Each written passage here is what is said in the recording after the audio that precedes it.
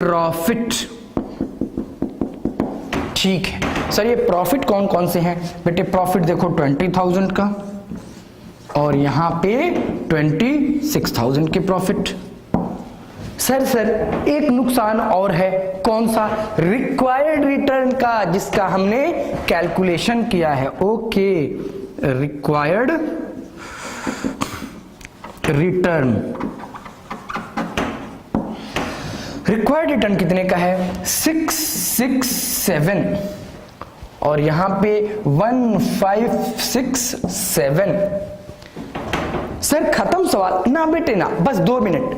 Bad debts भी हुए थे कुछ, एग्जिस्टिंग सिचुएशन में 2% और प्रपोज सिचुएशन में 5%। नुकसान है, बिजनेसमैन हो, क्या वो आपको बियर नहीं करना पड़ेगा? हाँ सर, वो भी हमें बियर करना है। माइनस बैड डेट्स, जो पैसे लेके भाग गए।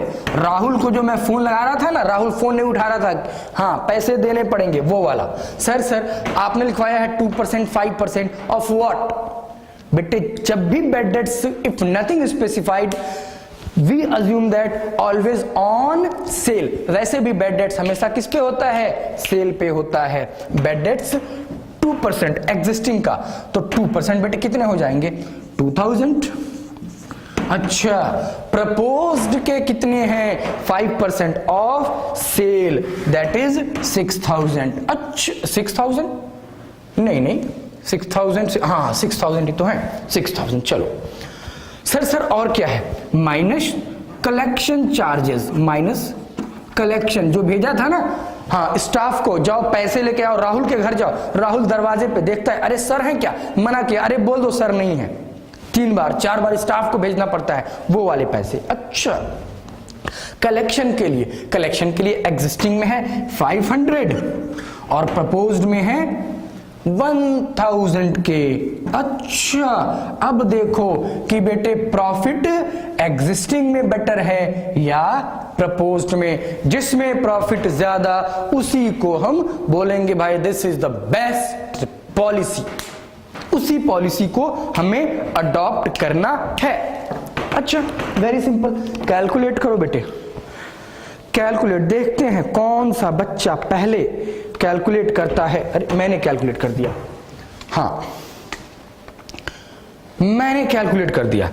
16833 का प्रॉफिट, नेट प्रॉफिट, मैंने कहा नेट प्रॉफिट मेरा इतने का। एग्जिस्टिंग में देखो बेटे, सॉरी प्रपोज्ड में 26,000 माइनस 1567 माइनस 6,000 माइनस 1,000।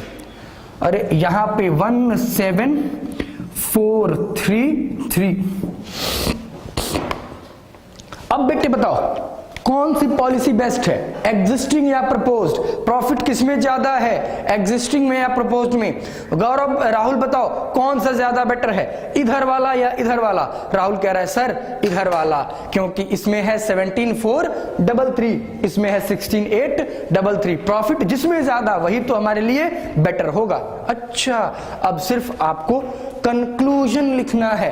कंक्लूजन बेटे वैसे तो एग्जाम में दे या ना दे, आपको हमेशा कंक्लूजन तो देना ही है कि which is the best policy.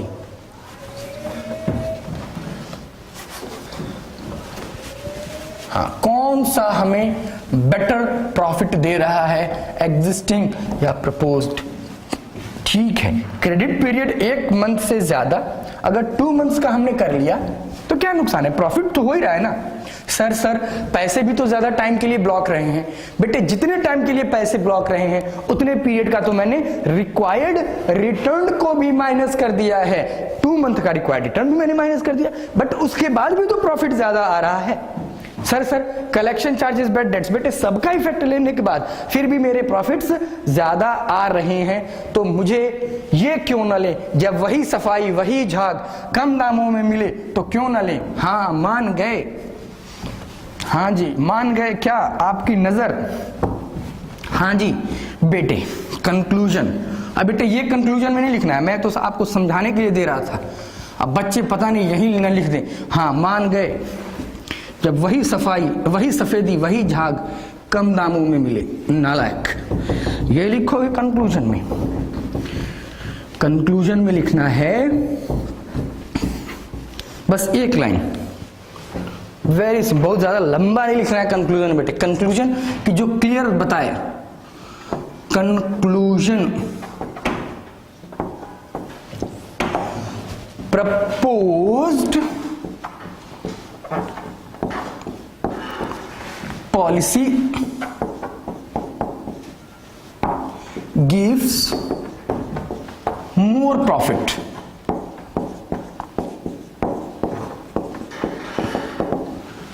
Thus,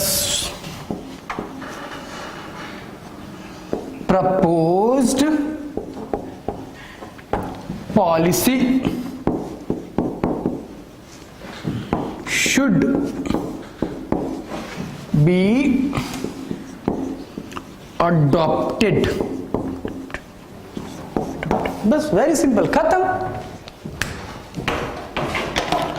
हाँ जी खत्म।